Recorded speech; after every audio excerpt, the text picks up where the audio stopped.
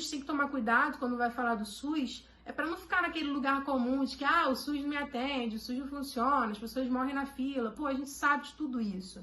De fato, é uma realidade. O SUS, ele é sucateado, poxa, realmente ele sofre muitas coisas relacionadas a ausências e carências, porque ele é mantido pelas políticas, né? Ele é mantido pelos governos. Então, o governo que dá mais atenção à saúde pública vai ser um governo que vai trabalhar bem mais, investir bem mais no SUS, então as pessoas serão bem atendidas. Porém, quando o contrário acontece, é muito catastrófico.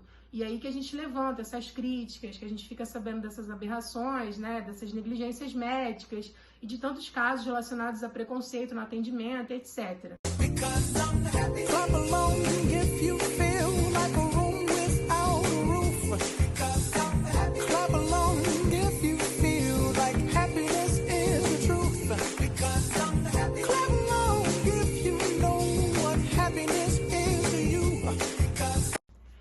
Fala pessoal, tudo bem? Professora Isabelle aqui com vocês mais uma vez, só que hoje nós vamos conversar sobre uma atualidade importantíssima, que é o SUS. A gente vai dividir essa aula em 3 tópicos principais. No primeiro, a gente vai conversar sobre o contexto histórico da saúde pública brasileira. No segundo, a gente vai falar sobre os 5 princípios básicos do SUS. Na verdade, são 12, mas eu vou trabalhar apenas 5 com vocês, que são os que eu entendo quanto mais importantes, né, nesse momento, principalmente. E depois a gente vai refletir um pouco a respeito da importância do SUS nas nossas vidas, principalmente nesse período atual da pandemia do coronavírus, ok? Então vamos lá. Aí, direcionando o nosso primeiro tópico, gostaria que vocês viajassem comigo há 500 anos atrás, para a gente poder refletir um pouquinho como deve ter sido para os indígenas receber aí os carapálidas em terras brasileiras e terem contato com uma série de infecções novas, infecções e doenças que o corpo deles, que era um corpo que estava ali em contato com a natureza mais pura possível, como que eles iriam ter anticorpos necessários para combater essas infecções que os carapálidas trouxeram aqui para o Brasil há 500 anos atrás? Bem, depois desse período aí, o Brasil ele permaneceu sendo uma colônia de Portugal, né? Depois se transformou no Império de Portugal, né? E durante todo esse período não existiu ali uma estrutura de saúde básica para atender a população. Então, era muito comum que somente os ricos tivessem acesso a médicos e remédios e os pobres ou ficavam aí morrendo, né, aos montes, ou alguns tinham a sorte de serem socorridos pelas Santa Casas de Misericórdias, que eram hospitais, clínicas, lugares relacionados ali ao tratamento, à saúde, mas que eram manutenciados por filantropia, porque eram construídos pela Igreja Católica. Então, eles eram mantidos, esses espaços eram mantidos com muita filantropia, muita solidariedade, muitas doações, e sempre quem trabalhavam eram as freiras, né, ou pessoas que doavam serviços comunitários para a igreja. Porém, nesses espaços não tinha muita tecnologia, muito aparato médico hospitalar.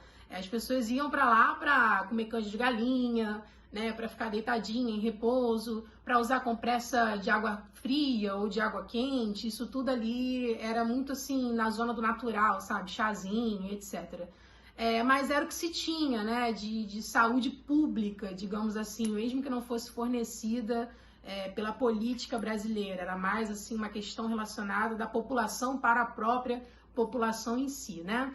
Bom, passado esse período aí de império, a gente pode citar uma figura muito importante, que foi o médico brasileiro sanitarista, o Oswaldo Cruz. Ele que foi aí, né, o pai das vacinas e enfrentou uma série de revoltas e manifestações populares porque as pessoas não queriam tomar as vacinas, até porque, né, as primeiras doses consequenciaram muitas mortes e também muitos efeitos colaterais. Então as pessoas tinham medo de tomar vacina e elas se recusavam a tomar as vacinas. Só que existia um projeto sanitarista de Brasil, né, principalmente ali na região sudeste, e ele conquistou uma vitória muito grande sobre as pessoas, digamos assim, porque o governo começou a obrigar as pessoas a tomarem essas vacinas.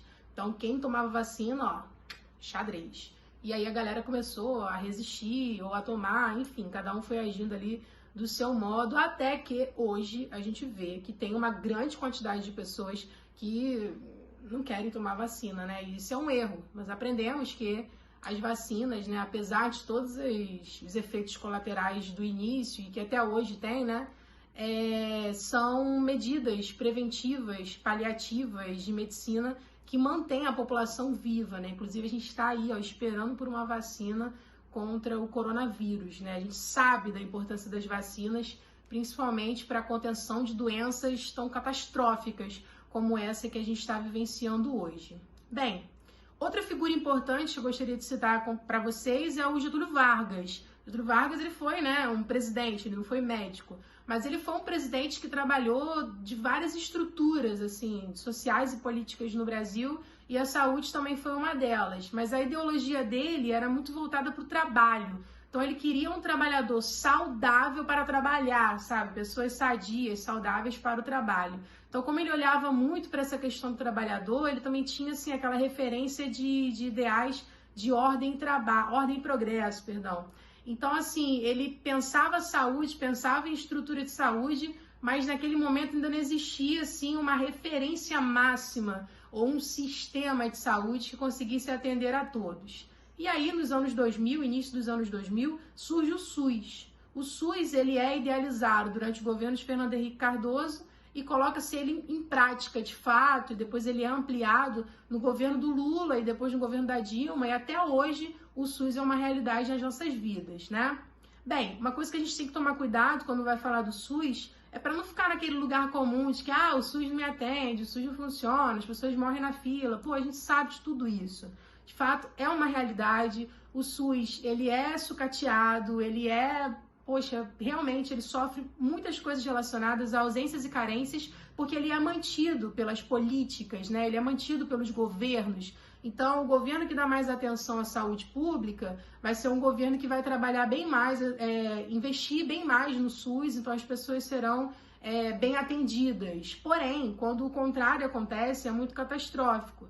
E aí que a gente levanta essas críticas, que a gente fica sabendo dessas aberrações, né, dessas negligências médicas e de tantos casos relacionados a preconceito no atendimento, etc. Mas, calma aí, a gente vai prestar vestibular, né, a gente vai ter contato ali com uma série de questões que instigam a gente a pensar fora da caixinha, né, e trazer ali uma série de argumentos e informações que são necessários para que a gente consiga também fazer ali uma boa redação. Vamos supor que algo sobre saúde pública caia na sua redação, ou sobre o SUS, ou alguma coisa relacionada ao coronavírus, não sabemos. Como que você vai trabalhar isso? Você vai ficar naquele lugar comum falando mal do SUS, dizendo que o SUS não dá conta, não dá conta, não dá conta? Ou você vai começar a apontar uma série de informações, como, por exemplo, de que forma o SUS funciona, né? O que é o SUS de fato?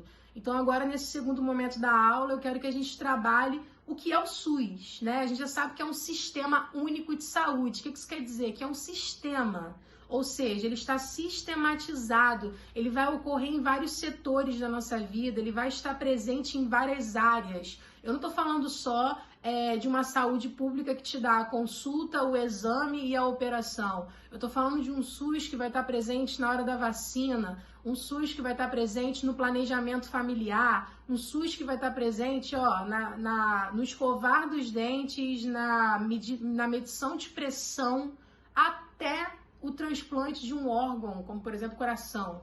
Então o SUS, ele é um sistema, tudo que diz respeito à saúde, à higiene, ao cuidado, o SUS está presente. E às vezes a gente nem sabe que é SUS, mas como por exemplo a ambulância. Todas as ambulâncias, sofreu um acidente de carro, foi atropelado, ou você bateu de carro, tem alguém ali preso em ferragens, ou alguma coisa ruim aconteceu, alguma vítima, quem vai atender é a ambulância do SUS, né? E aí, se a pessoa quiser ir para o hospital particular, porque tem plano de saúde, aí já é uma outra questão. Mas quem vai ali socorrer aquela pessoa em primeiro momento é o SUS. Então, o SUS ele está presente em várias situações da nossa vida. Por quê? O SUS ele tem princípios básicos, são 12 princípios. Mas hoje eu quero trabalhar 5 princípios com vocês. O primeiro princípio é a equidade. O segundo princípio é a descentralização. O terceiro princípio é a universalidade ou universalização, como queiram. O quarto princípio é a participação popular.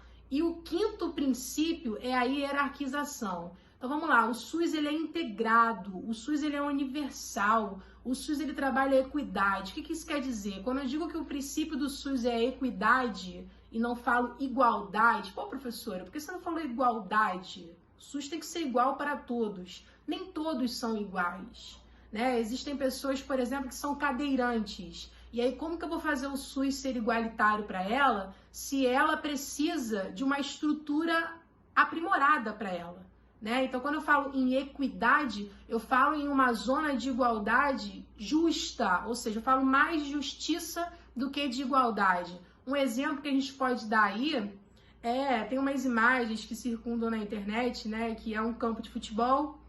E aí são duas pessoas que vão ver o futebol. E qual o objetivo? Essas duas pessoas verem o jogo de futebol na mesma altura. Só que um tem a estatura baixa e o outro é um pouco mais alto. Então, o que seria igualdade nesse sentido? Eu vou colocar os dois ali para ver no mesmo espaço. O cara que é alto, ele vai ver tudo. O cara que é baixinho, ele não vai conseguir ver nada.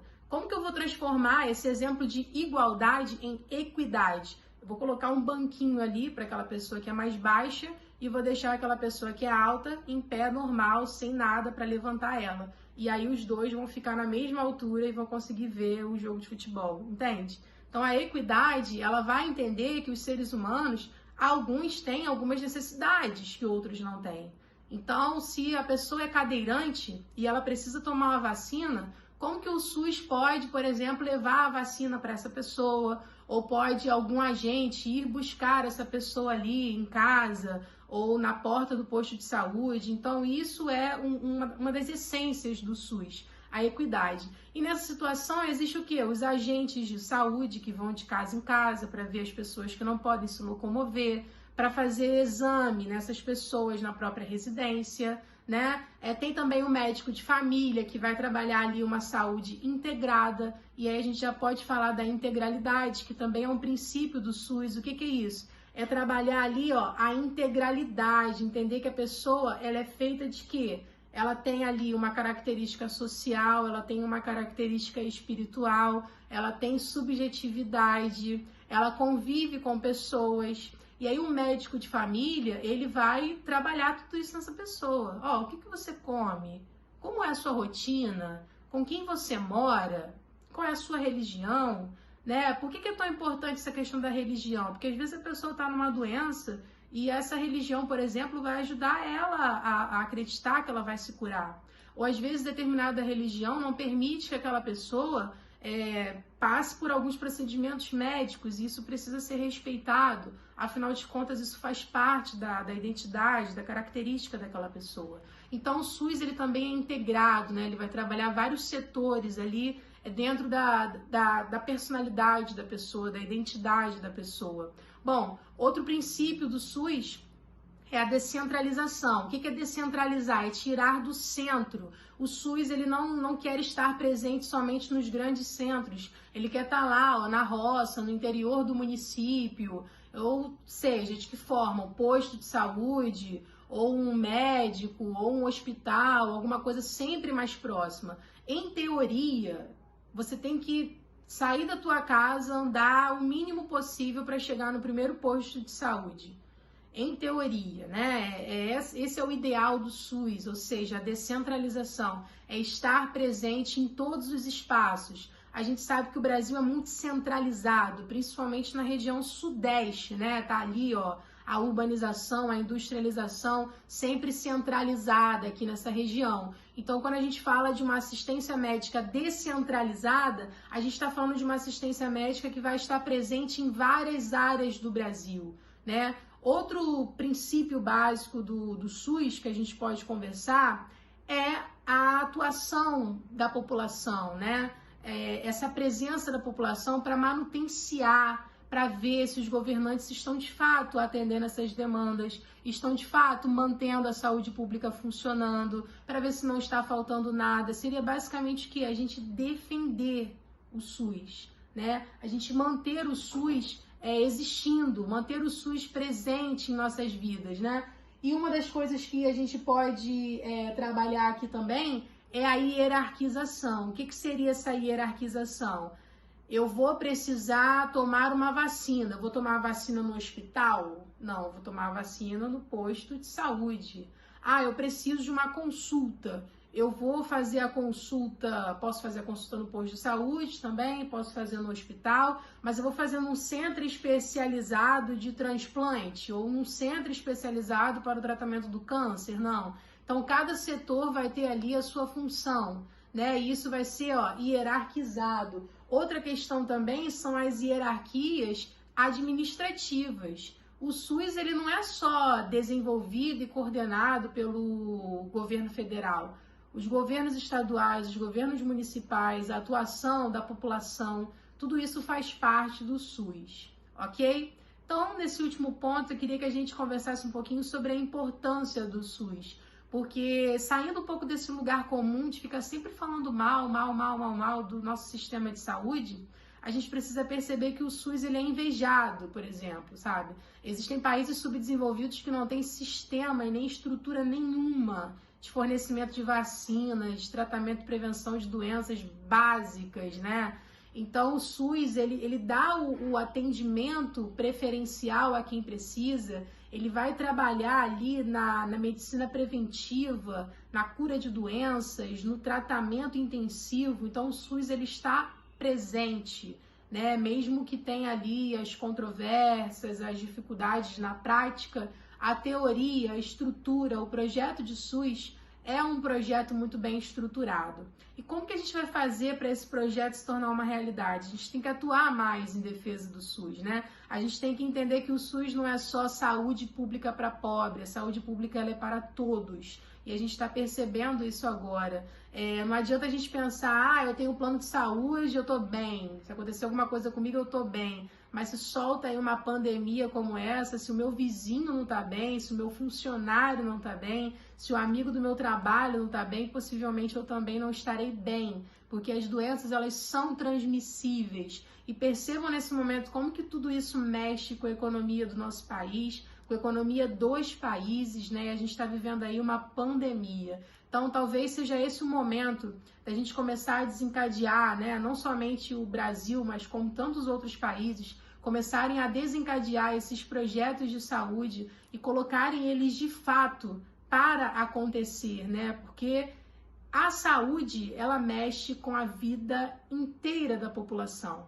E a gente sabe em geografia que o tema população ele chama uma série de outras análises para conversar, como, por exemplo, a economia, a política, a natureza, né, os recursos, os produtos, a industrialização, o consumo, tudo isso vai sendo impactado com a questão da saúde. Então, esse é o momento da gente poder pensar e refletir sobre a importância da saúde pública, não só para o Brasil, mas para o mundo todo, né? Independente das opiniões políticas, independente das ideologias envolvidas, é necessário que todos tenhamos acesso à higiene, à saúde e à vida digna, né? Principalmente agora, após esse período de pandemia que mudou todos nós para sempre. Bem, então, hoje ficamos por aqui, espero que vocês tenham gostado, espero que vocês usem essa aula para exercitar, fazer uma redação sobre o SUS, pensando na importância do SUS, pensando o SUS quanto um exemplo de estrutura, de sistema de saúde para outros países. E eu gostaria de direcionar vocês também a estudar saúde pública no mundo, para poder fazer essa reflexão, sabe? Esse balanceamento entre a saúde pública no Brasil e a saúde pública no mundo, ok? Então ficamos por aqui, um grande beijo e se cuidem!